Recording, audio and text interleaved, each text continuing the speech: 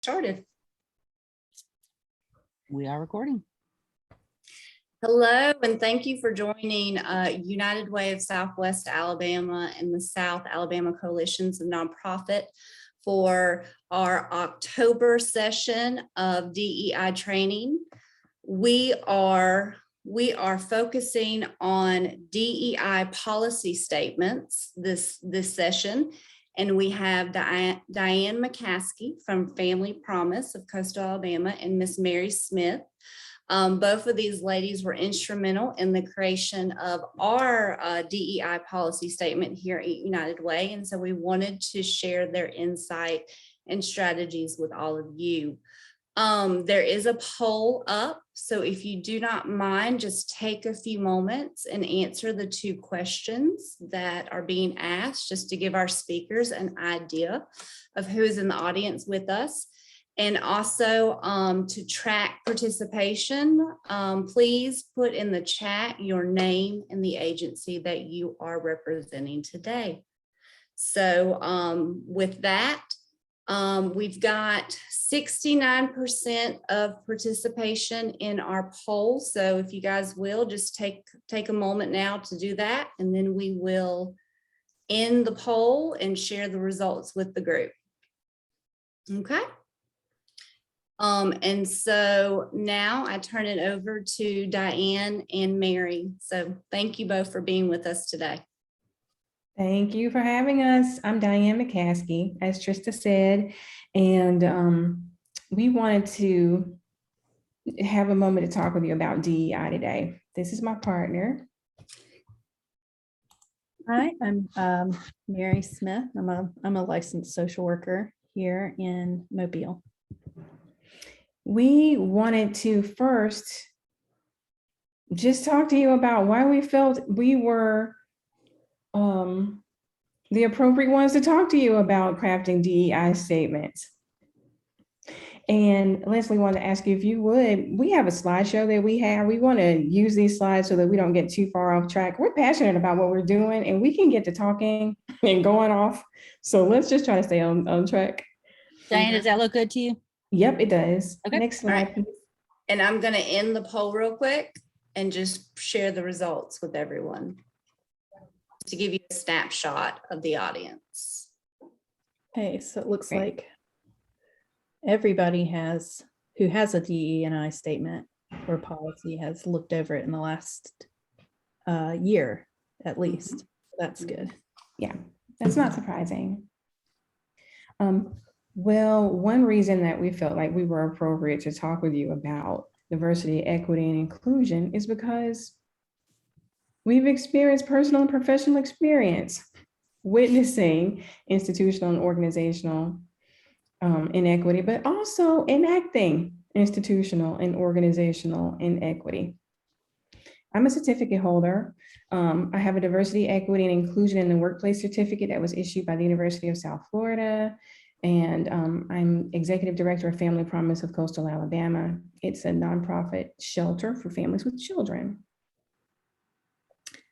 And I am currently doing a qualitative research into the ways in which medical social workers recognize and respond to inequitable care practices and orders in the healthcare setting, looking at impacting the institutional practice. And then along with that, that's at the University of Pennsylvania. And along with that, I've become a founding member and small group facilitator for a group that we call White Educators Committed to Anti-Racist Education. Next slide, please. As we go through this, I just want to warn y'all that I might be sharing some personal or work experiences with you. I hope you won't hold these things against me. I'm just doing it to let you know that everybody's human and no one's perfect in this endeavor. We're just all trying to work to make things better. So first up, what is a DEI policy statement? Well, it is your opportunity to outwardly pledge your commitment to your organization's principles. And we are assuming that diversity, equity, and inclusion are amongst your organization's principles.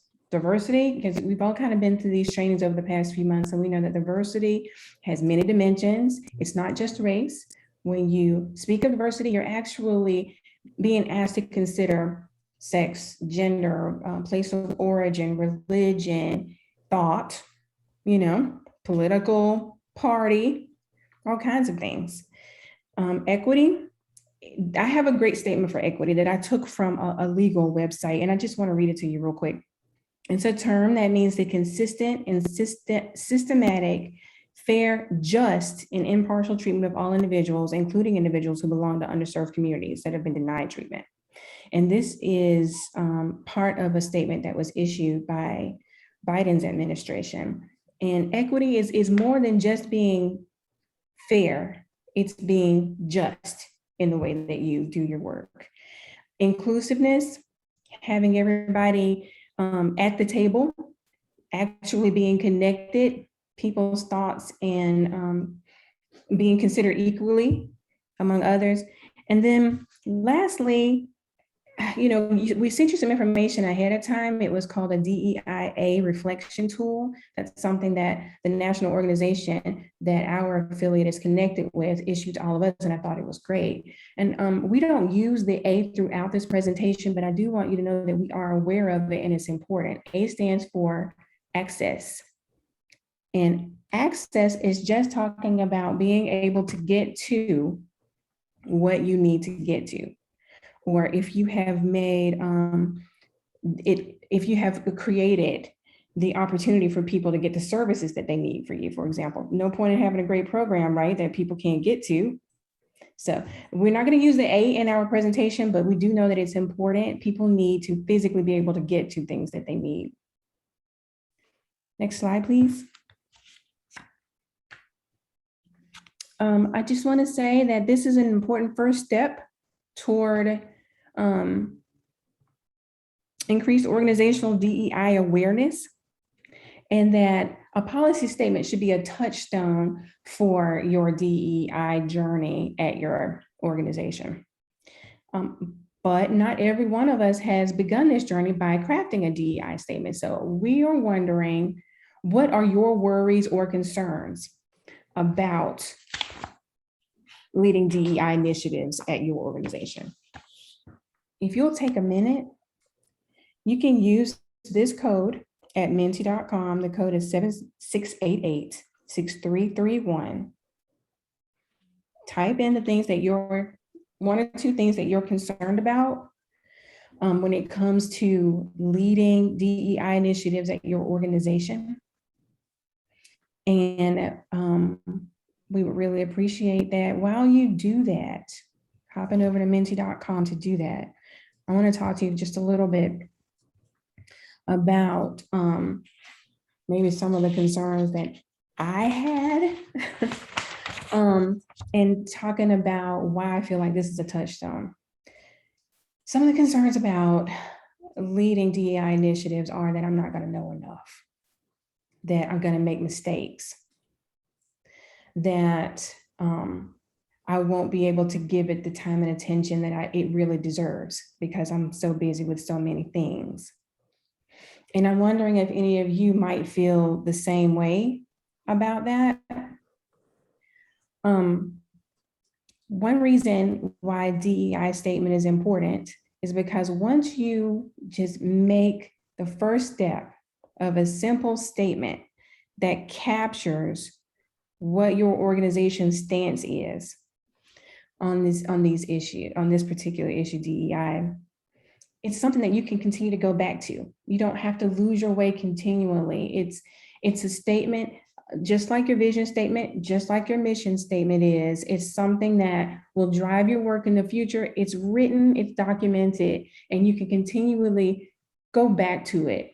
Go back, take a look at it, touch on what it's saying. Okay, it seems like mistakes. Yeah. There we go. It's moving now. Not an expert, fearful of being wrong, Accidental bias. Yep.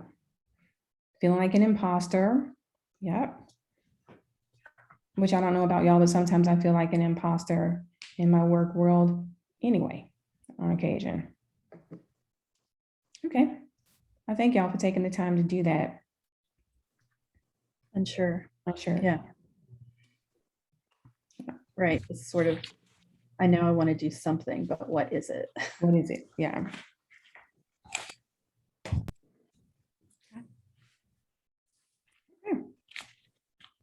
And as things come Engagement. up. Oh yeah, engagement. I'm curious about that one. All right.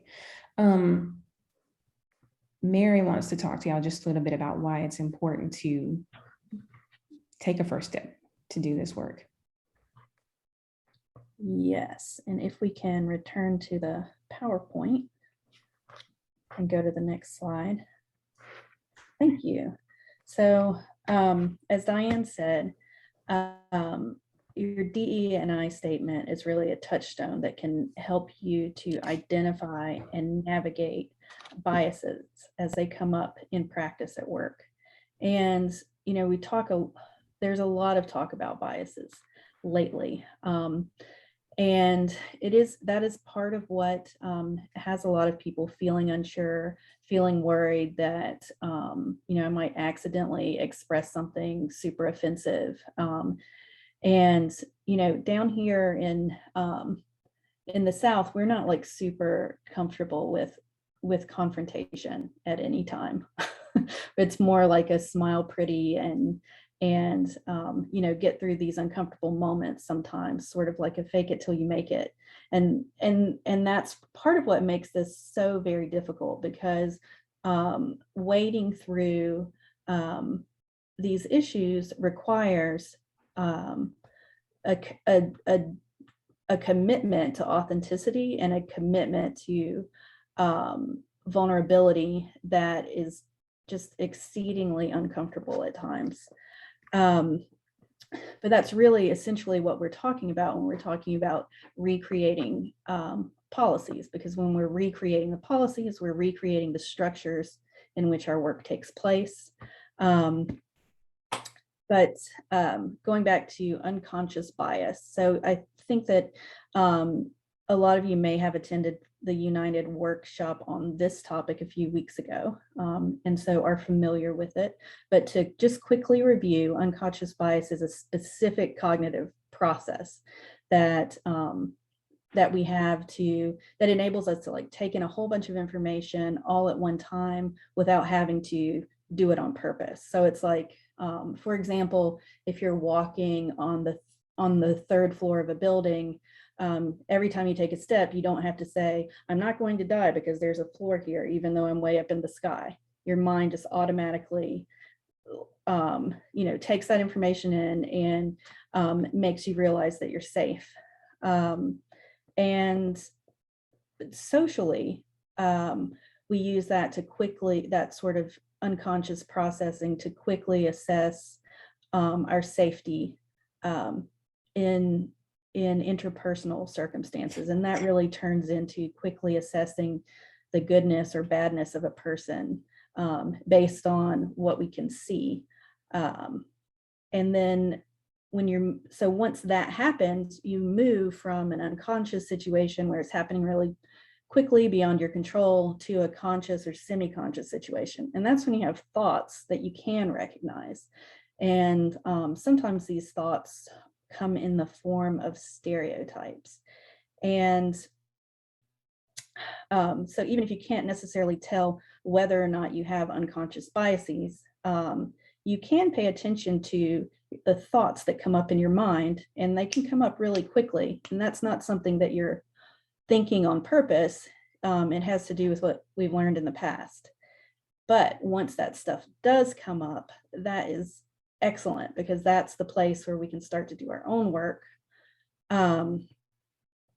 toward shifting the way that we look at each other, the way that we think about our work, and the way that we craft our work. And so if you sort of take that into account when thinking about institutional and organizational biases, you can sort of pretty simply see that, that when we have processes and procedures that we've inherited, whether they are formal policy or not, that perhaps some of this unconscious, conscious, or semi-conscious bias was at play. I mean, pretty likely it was, because we use that stuff all the time in everything that we do to take these shortcuts at work. But now that we are, lots of people have been aware of this for a long time, and now that it's sort of hit this critical mass, it's time to take this really intentional look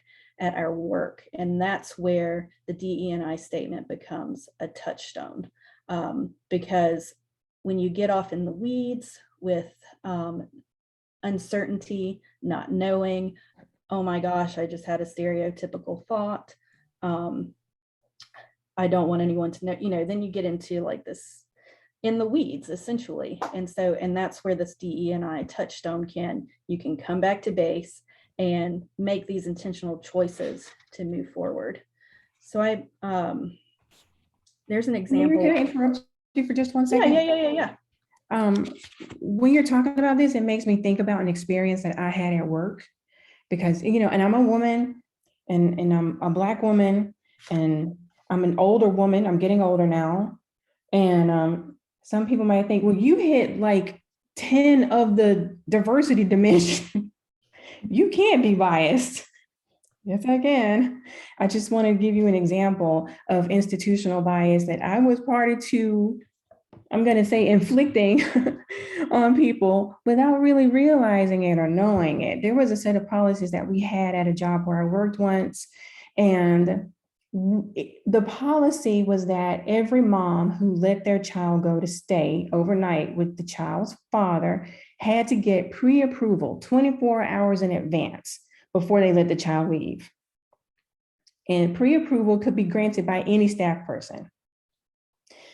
So if underlying a policy like that, and the majority of these clients were Black women, underlying an assumption, a policy like that is an assumption that Black fathers are not appropriate caretakers of their own children. Mm-hmm. We can on the surface say, well, we want to have parents think through the decisions that they're making, and we want to keep account of what's going on with everybody and where they are. All true. But do we need 24-hour notice and an approval in order to get it done? All we need is like a heads up, hey, so-and-so's not coming home, she's with her dad tonight. And then we can encourage Black fatherhood rather than undermining it unintentionally. So I just wanted to let y'all know that was something that, eventually it dawned on me to get rid of it. And we did. It took a long time though. A lot of people had to live with that mess in the meantime. Thank you. That was it. And that's one of the things that we didn't mention is that Diane and I used to work together. And that's one of the things I really appreciated about working with you, was that if we realized that something didn't make sense anymore, then if it wasn't working, then we came together and made it different. And I have to say that was, even though we, in all places you run into these kinds of things, but that was really the environment there where I learned that it was even possible to change. And before that, I sort of thought you either had to grin and bear it or not be a part of that. And so I really value, really value that experience. And I have an example as well. Like the first time that I was in a position to hire anybody, I was working in this really big system, and HR sent me like 79 packets for one job. And I was like, how in the heck am I supposed to weed through all of, I've never hired anyone for anything. And now I'm supposed to go through these 79 packets and get this figured out. Well, so I ended up, going the route of who has the most experience. That has to be the most fair thing. And then, and so we did hire the person with the most experience. And following that situation, I really learned a lot about the fact that, 30 years of experience in a place where not everybody has 30 years of access to a particular position or to a particular education is not, the marker of who's the best person or the best fit for the job. And I do think back to that often and sort of grimace, but those are those experiences that we're talking about, being real with yourself and making a decision to do things differently, stepping forward. So can we yes, thank you. Yes. So the basic assumptions that we're working with are here. And so navigating all of these systems of socialization requires intentional and purposeful actions, because we're getting all of these ideas and all of the social learning from all of these sources. And you never know when something you learned at the kitchen table when you were 12 will pop up versus something you learned at church will pop up. It's all in there, and we are the ones that hold culture in our minds, and then we recreate these things that we've learned. So it takes a lot of effort. This isn't an easy thing, because we're really talking about self-assessment, and what our beliefs are. It hides, so inequity hides behind assumptions, tradition, doing things in a particular way, just because they've always been done that way. And it's a problem that was created by many, many people over the course of a really long time. So in order to shift that, we have to shift it together. So it's got to be a collaborative effort, and we have to really keep turning our minds toward collaboration, because we were all socialized to be individuals, self-sufficient, and all of these things that really get in the way of collaborating and working together to make cultural change. So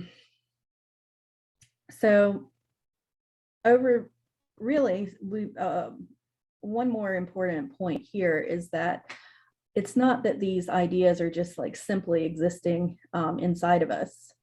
They're also wrapped up with emotion and nostalgia, and some of the things that we've learned that are not factual, we've learned from people that we love. And so there's a grief element sometimes in letting go of some of these things. And when things make us sad or feel bad, we tend to go, oh, well, I don't need to go down that road. But that's actually exactly what we need to do. We can go ahead and switch to the next slide. So here are some of the clues that we can use to know when biased thinking or biased approaches might be at play. So when you're looking, like we were saying earlier, it's not always easy to tell when this stuff is happening, but there are clues that you can look for in the way that people are thinking, but also in the way that people are behaving, that you can look at and see, including how am I behaving. So one of the things that is a clue for me is this idea that this perfectionism thing. Like, I have to get this exactly right, and I have to do it, very, very quickly at the expense of whatever else I have going on. And that is a way of enacting power. And when you have, under those circumstances, like when you have this sense of urgency, oftentimes there is defensiveness and not a lot of listening, and not a lot of connecting, and not a lot of working together. So this list here can really become helpful in terms of cueing when some of these power dynamics are at play versus when am I really attuned to a collaborative effort to make a change or make a decision that is equitable. It's probably not a bad idea to get a screenshot of that slide. That's a really excellent slide. A lot of things there that we don't often think about. Let's see here. Next slide, please. Now that we know the basis for why we should be considering diversity, equity, and inclusion in our policies and drafting that first statement, let's talk about the process. Next slide, please. All right, working together. So the first thing you want to do is recruit your team. Just because you might be the leader of your organization, it does not mean that this is a job that you should do alone. As Mary said, this requires collaboration. And so you want to try to recruit people who actually are different from you, people with a willingness to do this work. I guess it wouldn't turn out as great if you just forced somebody to sit at the table and do it with you. And I would recommend inviting somebody into the process who does not work directly with you, someone who has less to lose by being very honest about what they hear and what they would like to see. And I recommend that you get a group that is not too small, but also not too big. I feel like the bigger the group is, the longer it will take to reach a consensus and to move the process forward. Number two, share some examples and basic info beforehand so that people can have time to think about how they would like to contribute or be prepared to ask any questions that they might have. Simple, set a meeting date, examine your core values and biases together. That's an important one. So once you sit down to start talking about this, if you work for a very small organization where everybody maybe shares close personal ties outside of work, for example, you want to make sure that you're not elevating things that make your friend group more comfortable or at work at the expense of everybody else. You really want to kind of be like, oh, what is our core value? Is it like, oh yeah, we work and play together? Or is it really making everybody feel included? So just sit down and examine those things together. Number five, discuss which elements should be included. And number six, set a time frame and a next meeting date. So these are the first steps of working together, and they don't have to take a long time. This doesn't have to take a really long time, and use your technology, of course, to move this process forward using calendar invitations, things like that, so that people stay on top of where and when they need to be someplace. Next slide, please. Working independently. Okay, so we recommend that everybody kind of takes on writing their version of this statement. Use simple tools and use simple language. It makes no sense to go to some academic website and pull a bunch of verbiage nobody's going to be able to understand. You'll forget it 3 weeks from now. Keep it simple, make it clear, make it as concise as possible. Come back together at a point that you set in the future and integrate your statements into a cohesive piece. Now, where your technology comes into making this easier is just by using something like Microsoft SharePoint or Google Docs, and everybody can just kind of start putting in their portions of the statement or their statements, and then you can work to cut and paste and put things together at your next meeting. Okay, number four, grace. Give one another support and grace and time. Rushing people to throw something in,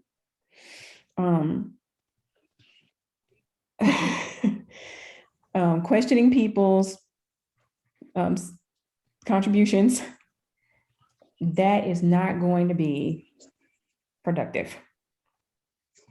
And it's important that you support one another by seriously considering ideas that you do not normally entertain.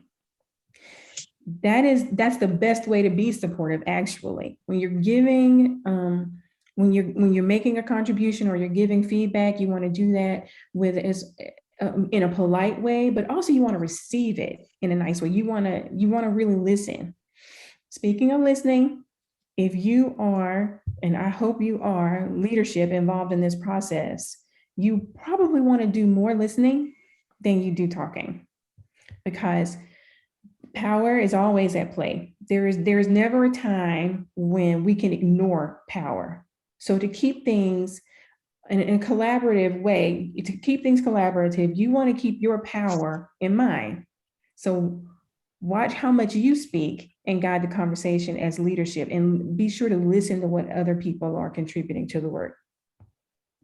And lastly, on this slide is, oh no, well, I actually said everything I really want to say, but I just want to stress, just give everybody's thoughts serious consideration. And lastly, once the pieces come together, critique it. Is it really meeting the purpose that you set out to meet, or is it reinforcing your own choices or authority? And then take the time before you send it to the board or share it publicly to think about it.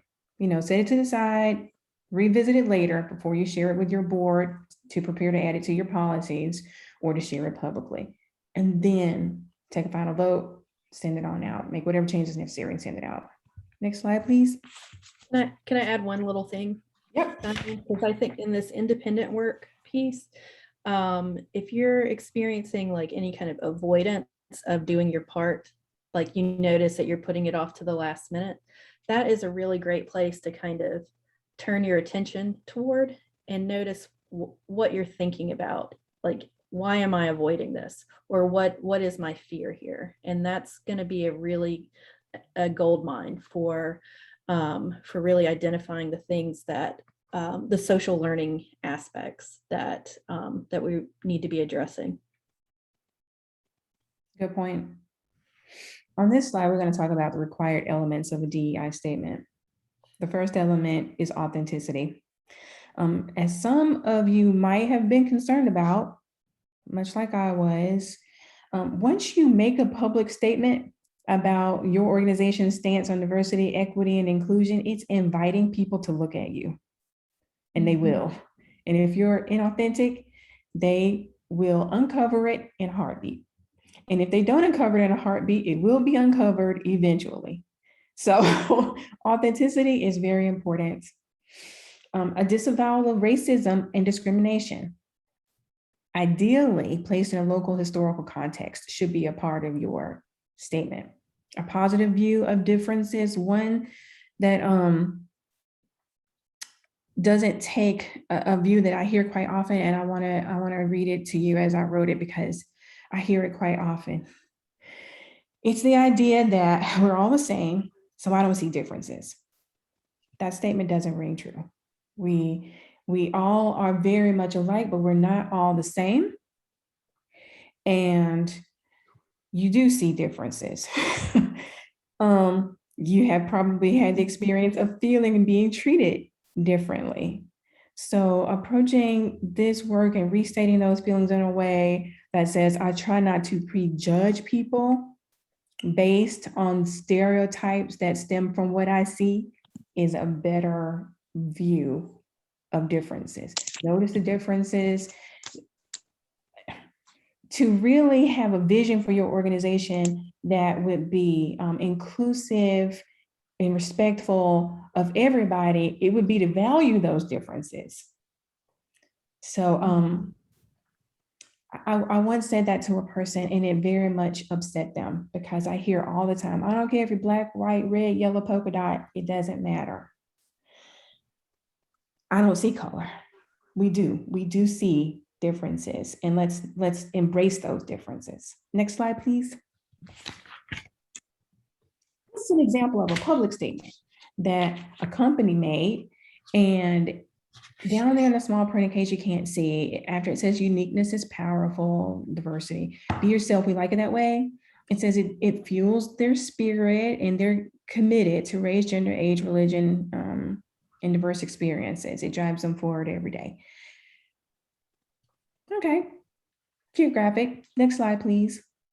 And it's pretty good. It's short and it's casual. It mentions various dimensions of diversity. It speaks of there being power and diversity by talking about, come as you are, we like it that way. And it denotes that this is as important to their work as selling you wireless service is. So that is why I like this statement. Next slide, there we go, thank you. This is Adobe's public statement, and it says what we believe. At Adobe, we believe that when people feel respected and included, they can be more creative, innovative, and successful. While we have more work to do to advance diversity and inclusion, we're investing to move our company and industry forward. Now, I like this one. Next slide, please. I liked it just a little bit more because it actually speaks as though the company sees employees as individuals deserving of respect.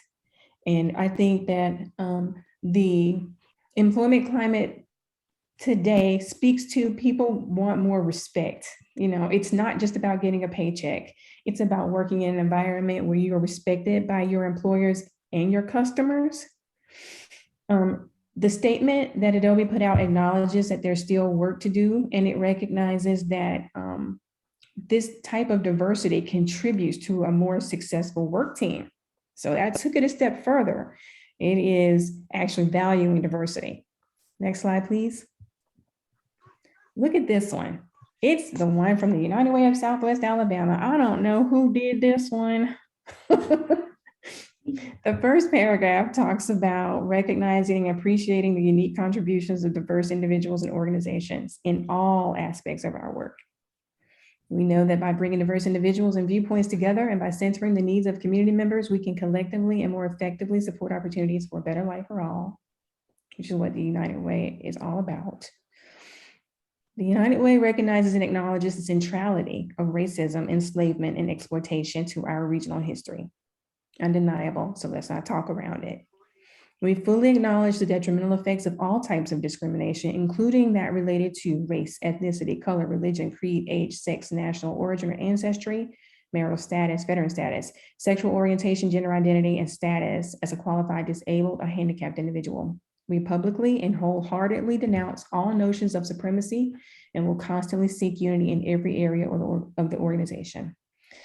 The United Way has such a broad range of programs, and they work with such a broad range of partners. We thought it was important to include as many dimensions of diversity as possible. United Way takes the broadest view of diversity, going beyond visible differences to affirm the spirit of all individuals, including the realities, background, experiences, skills, and perspectives that make each person who they are. Engaging the power of diverse talent and partners results in innovative solutions necessary to address complex issues. We understand that these practices don't happen organically. That's a type I'll let out. So we will make every effort to be intentional, relentless, and steadfast in assuring we are equitable and inclusive of our staff, board, and community decision making. We acknowledge that embodying this stance requires a willingness to listen with humility, to reflect with courage, and to abandon some traditional ways of knowing, relating, and organizing that impact people negatively. And I think that Audra and Mary contributed a lot to that last paragraph. Diversity and inclusion are at the core of what it means to live united. That's been their slogan for a while now, living united. That just sends collaborative vibes all through me. Next slide, please. And I think that was pretty darn good, if I must say so myself, because it offers a broad view of diversity. It reflects on the historical lack of diversity and inclusivity in our community, and it emphasizes an intention to work along with the people that we serve to advance DEI for the life of the agency. Not just the ones in the office, but the people that we are going out to reach, and the ones we bring in, they should be included. So it's not a bad idea to include someone that you're working with on this committee. And when you get to writing, next slide, please. We are coming we're near the end of our presentation, but there are some important things that we want you to remember. That your DEI policy statement is meant to be a touchstone for future policies, interactions, and decision-making. The organizational leader shouldn't be the one doing it alone, crafting the statement alone. but they should definitely be the one presenting it. Because the way to really create buy-in and generate support for these types of policies is to know that leadership believes this. And as you present this to your staff, you want to do it with openness to their experiences, because it's possible that once you start telling people, we really value diversity, equity, and inclusion at this organization, you're going to get some folks coming back to you with, well, let me tell you what's been happening. And when they do, you have to be prepared to listen and start looking at those policies that are creating those situations and that you might need to revisit. You want to provide the statement and work with honesty about the traditional inequities that have been present in the arena in which you work. Where I work with homeless families, and I've been working with homeless families and individuals for decades now. And we know that sometimes we can be a bit paternal. I'm not the mother hen. I'm the program manager or the director or the case manager. I'm there to work with them. This is their life. That's the kind of thing that I'm talking about pops up as far as traditional inequities and the type of work that we do sometimes. We want to have patience for our employees and other colleagues who will need to invest some time working to change a career-long mindset. And lastly, we want to let our employees and partners know that we have a plan to formally review hiring practices, grievance procedures, workplace culture, et cetera, in light of the statement that we just made and stuck out there for everybody to see. Put it on our Facebook page and printed it out and put it in our policies. Lastly, I want to encourage you to review your statement periodically. Sometimes we can write up a statement and stick it in a binder, and it might be there for a while before we get back to looking at it again. But this isn't one of those statements. It's the kind of thing that you need to go back to regularly to make sure that it's really what's driving your work. Next slide, please. If you have any questions, you are welcome to contact Mary or I. This is our contact, or me. This is our contact information. A lot of y'all already know how to reach me. And with that, I would like to ask, do you have any questions? Diana, this is Mark Birdie with the Alabama Coastal Foundation. Thank you very, very much for sharing your time and United Way for organizing this. I definitely would love, whenever you're sending the notes out, if we could just get the text version of the DEI statement that United Way, we're not a member, but I'd love to see that. How long did that policy that you were in the other organization, how long, you said it took a long time, just in general, how long did it take you to change that? And then my second question is, how often should we update a DEI statement? It actually didn't take a long time, Mark. It actually took about 2 weeks at most, and we split that time up. We took pieces of it and did a bit of research and writing, and we came back together. Then we waited to kind of think about what we had there, and a couple of people jumped back in and made some changes. And then once we were all agreed that we had what we wanted, we went ahead and Jill took it to the board to be approved for addition to the policy. So it didn't take that long. And I would recommend that you review this DEI statement at least once a year. At least once a year. And, from time to time, we have to go back through our policies anyway and procedures to make sure that we're doing what we say, doing things in the way that we say we're doing them. Once you start crafting this DEI statement and things become aware to you, it's likely that you will have to start looking at your policies again anyway. So I would say once a year. And I would be happy to share the statement with you if that's okay with Jill. I think that one of the things that helped it go so quickly was that when we did our independent work, everyone wrote a full several paragraph piece and brought it back together. And then we were able to take these ideas and integrate them together. That's why I really believe that the statement is so strong, because we each brought our, our full ideas in and just really took the strongest pieces of each one. So that's the result of, I think 5 or 6 people, 5 people really doing strong work independently and bringing it back together. Mhm. Thank Thank you, y'all. Mark. No, thank y'all. And Mark, the DEI statement lives on our website, and Leslie put the link in the chat. I saw that. Thank you very much. So Jill can't stop us. Oh, and this is being recorded, so she'll love that. That makes me even happier. That is great. Thank you. Any more thoughts and questions? Well, all right. I want to thank you for your time today. Yes, thank you all. And like I just shared, this has been recorded. So once we get it all uploaded, we will share it out with the group. And Diane, if I have your permission, and Mary, to share the PowerPoint, I would love to include that as well. All right. Well, thank you all.